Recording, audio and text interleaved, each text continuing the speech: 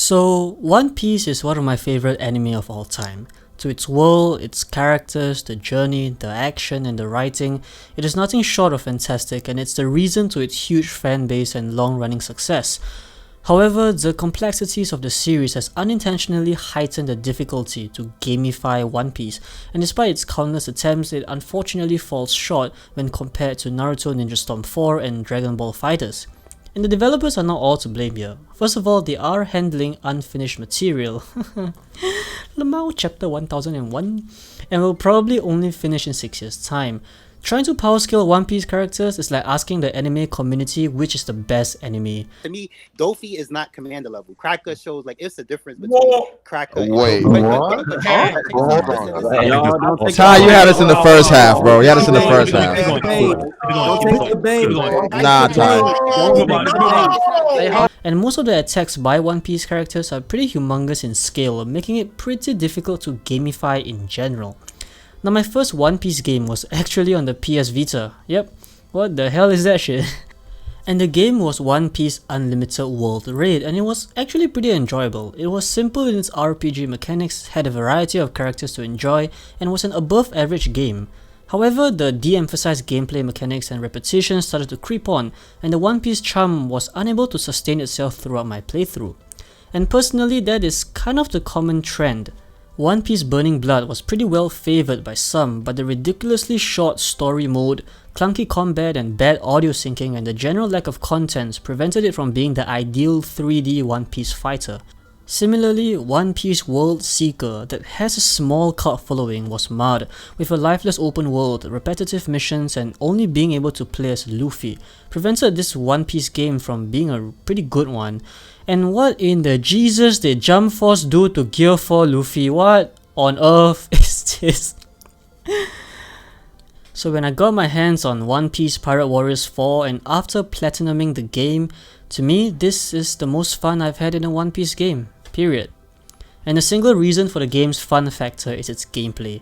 I mean, like, every character has at least 8 different combo strings, with some characters having more than 12, crazy air combos, more than 6 special moves to choose from, different playstyles, transformations to add more combos and special moves, and a shit ton of enemies to shit on.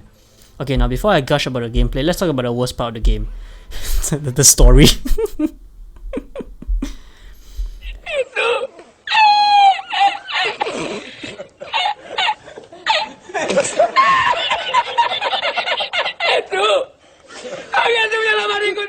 Okay, I don't think this is a problem with Pirate Warriors, and I think this is something that all anime games face. The only way you should enjoy the story of an anime is by watching the freaking anime or reading the manga, not by playing the story mode of the game. Other than the fact that the original voice actors are used, the cutscenes dialogue are boring as hell, and it just serves to briefly explain, like really briefly explain what is going on. But trust me, if you want to know what is really happening, watch the One Piece anime or read the manga. But the gameplay is where it shines.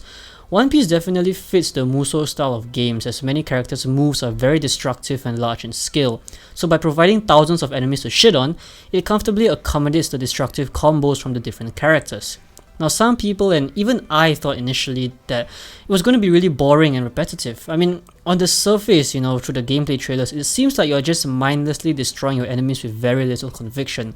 And sooner or later the player will just move on to something else due to the seemingly repetitious gameplay.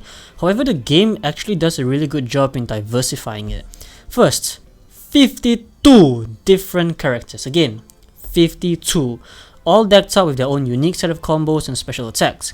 And these 52 characters are categorized by speed, power and technique, each boasting a subtle difference in playstyle but is explicitly distinguished with each character's flashy combos and insane destructibility. For example, X Drake has 8 different combo strings on land, 5 different combo strings in the air and 3 different special attacks to play with. Then, you can transform into a big ass dinosaur and have 5 additional combo strings and 3 additional special attacks. So in total you get 18 combo strings and 6 special attacks to play with X Drakes. Like, damn bruh! But of course, not all characters can transform into a big ass dinosaur, but every character will have at least 8 combo strings and 3 different special attacks to play with. And with that simple foundation, the developers did a really good job in making every character unique and flashy in their own way. I mean, seriously, just like the amount of different combos you can play with, and especially the air combos which you can keep on going with that dodge mechanic.